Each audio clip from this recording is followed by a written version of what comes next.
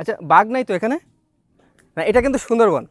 এখানে বাঘ থাকাটা অস্বাভাবিক কিছু না, কিন্তু আমি আছি একদম শুরুর দিকে, এখানে আসলে বাঘ থাকাটা যৌক্তিক না।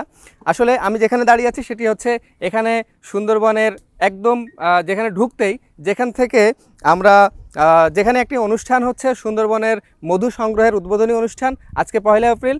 এই উদ্বোধনী অনুষ্ঠানের মধ্য দিয়ে এখান থেকে আজকে মধু সংগৃহীত শুরু হবে, এই সুন্দরবনের মধু সংগ্রহ করা শুরু হবে এবং এই মধু, এই মৌয়ালদের সংগৃহীত কষ্টের মধু সমগ্র বাংলাদেশে পৌঁছে যাবে ভিটালিক্সের মাধ্যমে।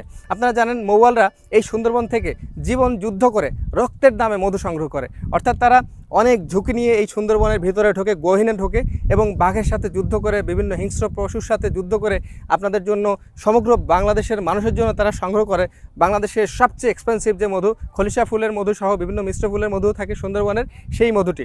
এবং ভিটালিক্সের মাধ্যমে এই মধু সমগ্র বাংলাদেশে পৌঁছে যায়, সারা বাংলাদেশের মানুষের ঘরে ঘরে।